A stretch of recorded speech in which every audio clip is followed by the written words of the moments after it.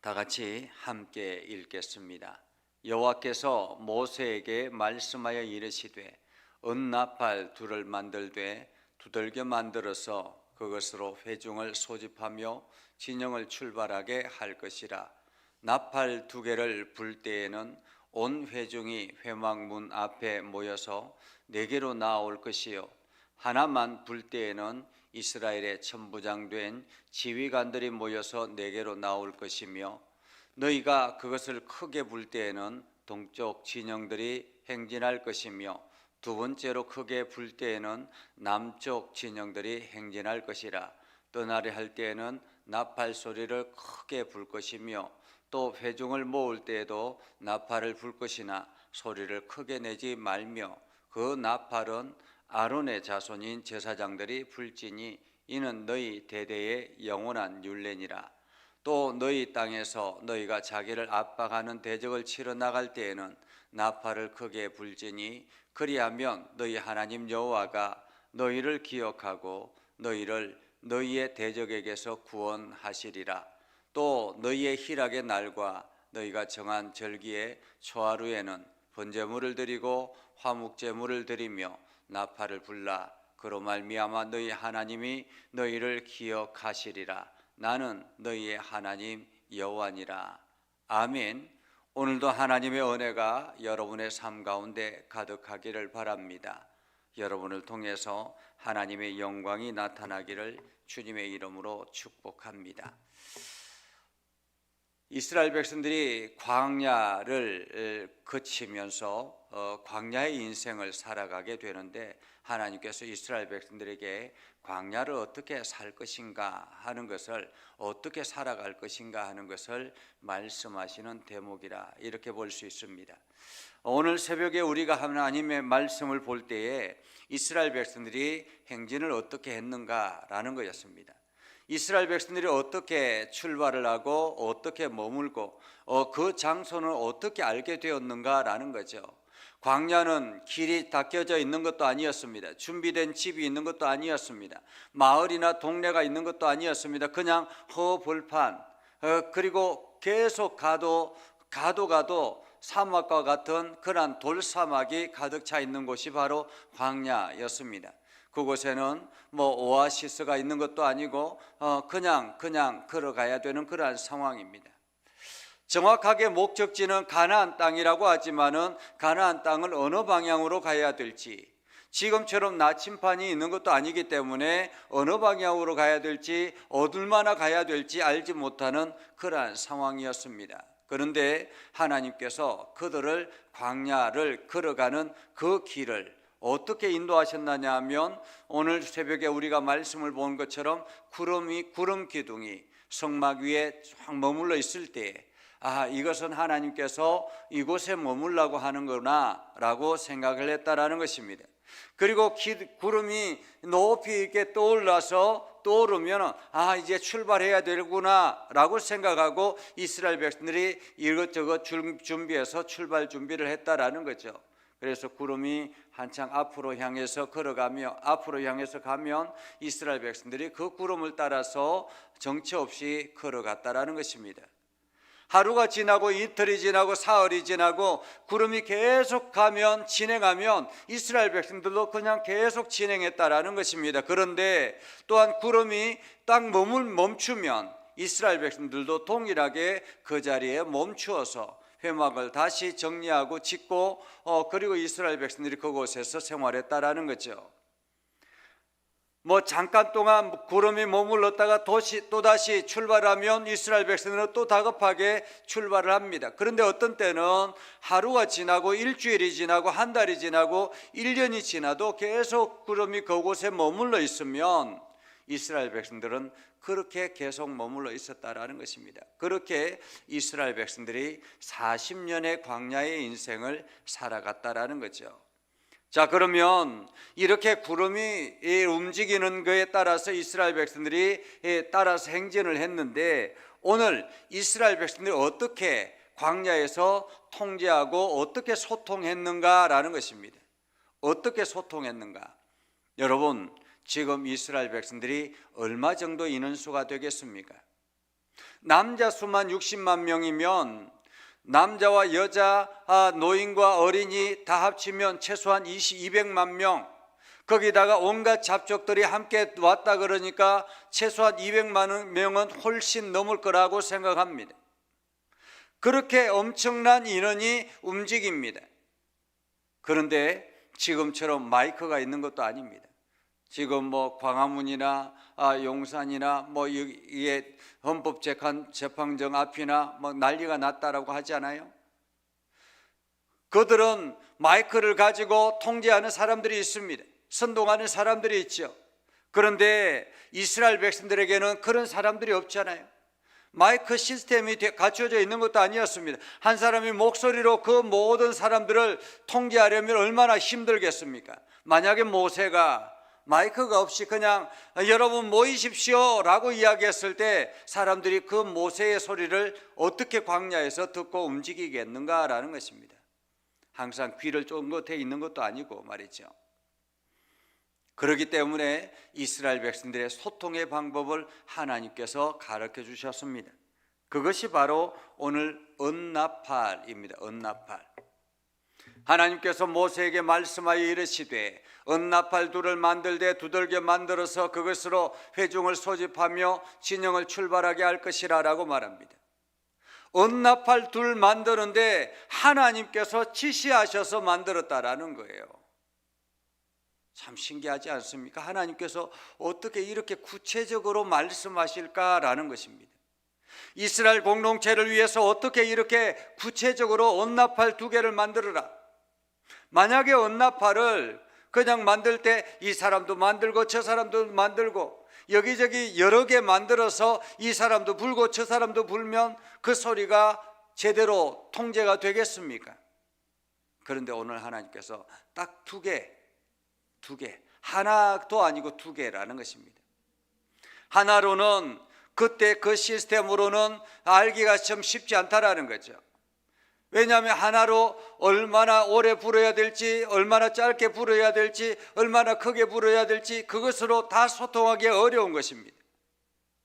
그래서 하나님께서 이스라엘 백성들에게 전체와 소통하게 하기 위해서 2개를 만들어라 라는 거죠.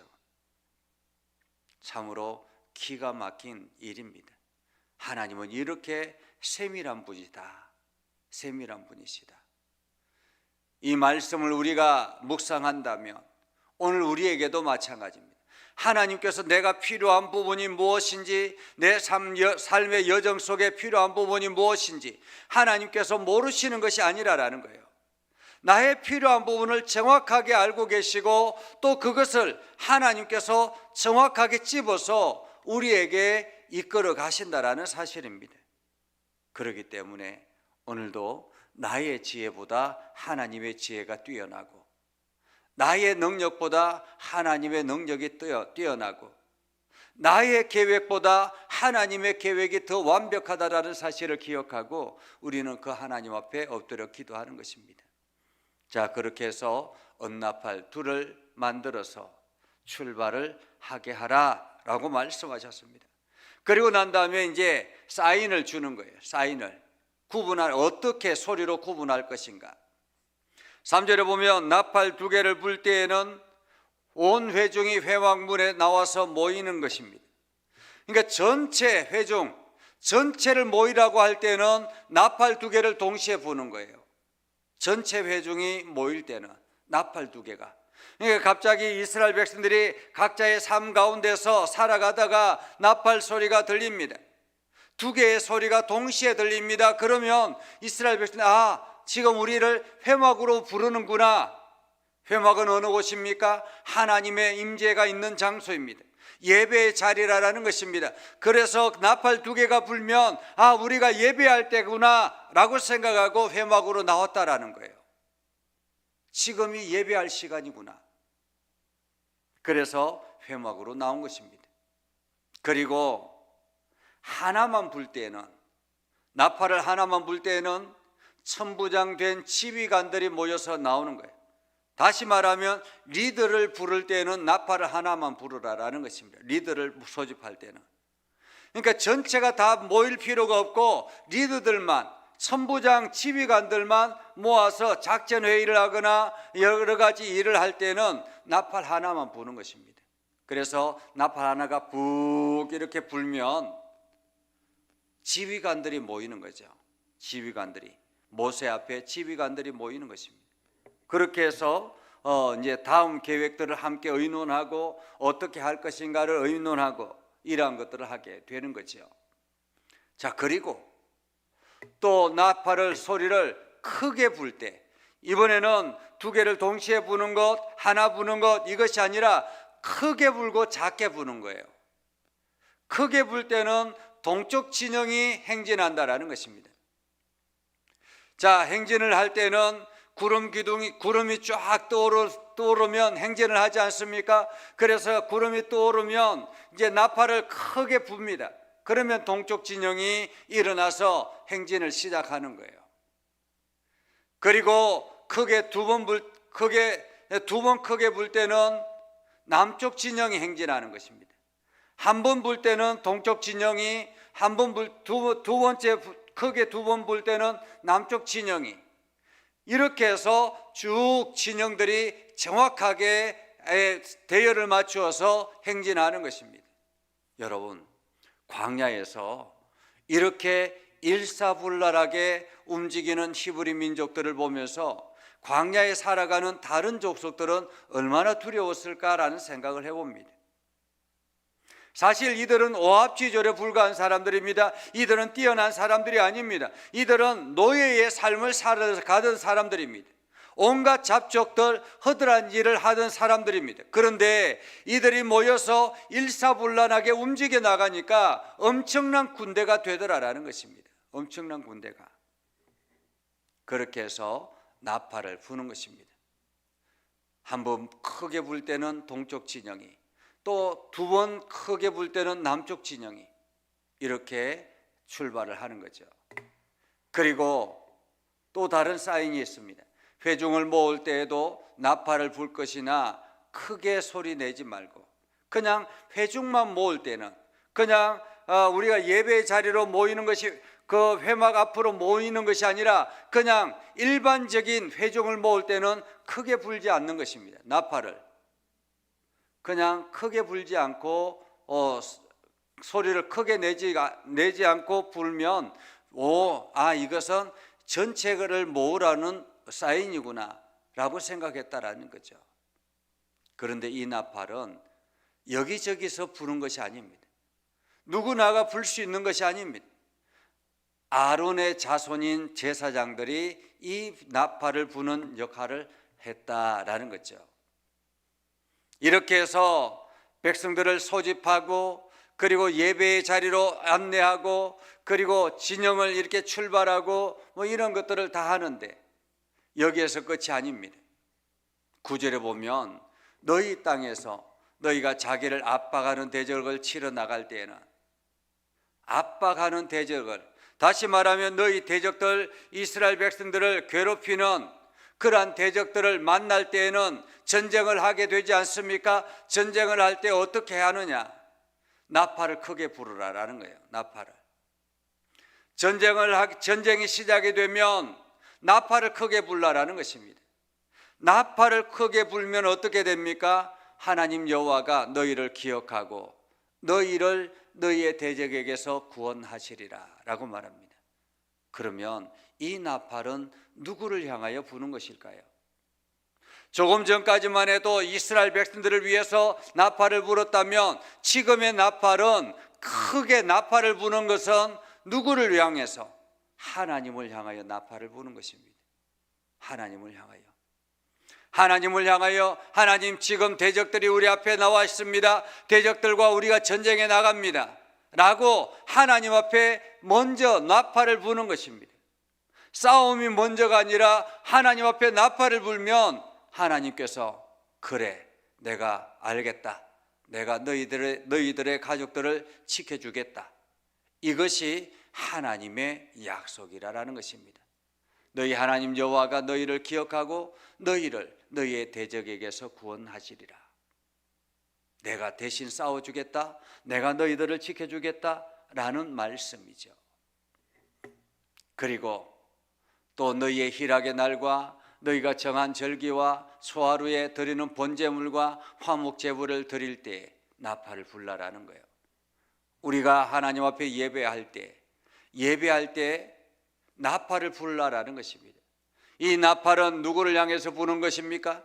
이 나팔도 하나님을 향하여 부는 것입니다. 하나님, 제가 이렇게 하나님 앞에 감사의 예물을 드립니다. 하나님, 내가 이렇게 하나님 앞에 11조를 드립니다. 하나님, 성교 예물을 드립니다. 이렇게 하나님, 제가 하나님 앞에 헌신을 합니다. 하나님의 교회를 위해서 수고하고 애씁니다. 이때에 나팔을 불라라는 것입니다. 그래서 우리가 어떤 일을 하든지, 교회 일을 어떤 것을 행하든지 간에 먼저 하나님 앞에 나팔을 부는 것이 필요합니다. 여러분들이 교회에 나와서 예물을 드릴 때 그냥 단순히 헌금을 하는 것이 아니라 가정에서 나팔을 불고 그리고 헌금을 준비해서 하나님 앞에 드리는 것입니다. 여러분들이 어떤 계획을 가지고 여러 가지 그 계획들을 추진해 나갈 때에 가정에서 하나님 앞에 나팔을 불고 그 계획들을 진행해 나가는 것입니다.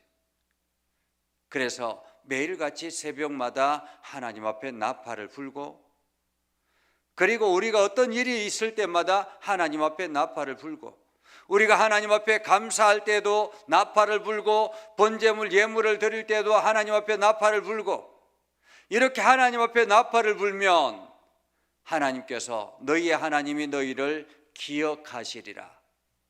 하나님이 기억하시리라. 우리가 나팔을 불면 하나님이 기억하시겠다. 그 소리를 듣고 기억하시겠다라는 거죠. 그렇다면 오늘 우리는 어떻게 해야 될까? 우리의 나팔은 무엇일까라는 거예요. 우리의 나팔은 무엇일까? 바로 기도입니다. 기도. 성도들의 나팔은 기도입니다. 과거에 이스라엘 백성들은 은나팔을 만들어서 불었지만은 이제 우리는 기도의 소리로 나아가야 되는 것입니다. 예수 그리스도의 십자가의 은혜로 구원받은 우리가 하나님 앞에 기도의 소리로 나아가는 것입니다. 성도들과의 관계 속에서도 기도로 나아가는 것이고, 이렇게 기도의 나팔을 불어야 된다라는 것입니다. 기도의 나팔을 불어야 된다. 지금 우리나라는 참으로 위기 가운데 있습니다. 이제 탄핵의 결정이 나고 어제 새롭게 선거가 준비되고 할 텐데, 그런데 지금 세상은 세계 전국은 전쟁터가 되어버렸습니다. 이 전쟁터 속에서 우리가 해야 될 일은 무엇일까요? 조하다든지 불복한다든지 이런 것이 아니라 우리는 기도의 나팔을 불어야 합니다. 하나님, 이 나라를 긍휼히 여겨 주십시오. 지금 우리가 전쟁터에 서 있습니다. 하나님, 이 나라를 불쌍히 여겨 주시옵소서. 분열된 마음들을 하나로 모아 주시옵소서. 하나님, 이 나라를 긍휼히 여겨 주셔서 이 나라가 바르게 세워지도록, 하나님, 이 나라를 이끌어갈 수 있는 지도자가 세워지게 해 주시옵소서. 하나님께서 예비된 영혼들을 만나게 하시고, 그래서 이 나라가 바르게 세워지도록 하나님 일꾼을 세워 주시옵소서. 우리는 기도의 나팔을 불어야 되는 것입니다. 이 나라는 한순간에 무너질 수도 있습니다. 세계의 여러 나라들을 보면 경제 대국이었다가 한순간에 무너지는 나라들이 얼마나 많은지 모릅니다. 지금 우리가 관세 폭탄으로 인해서 이제 수출의 길이 막혔다라고 하죠. 이러한 가운데서 우리가 할 수 있는 일이 무엇이겠습니까? 우리에게 지하 자원이 많이 있는 것도 아닙니다. 그렇다고 우리가 능력이 대단한 것도 아닙니다. 하나님께서 이 민족을 불쌍히 여기시고 하나님께서 이 민족을 기억하셔서 이 나라를 다시 열방을 섬기는 아름다운 나라로 쓰임받게 해달라고 우리가 기도할 뿐이죠.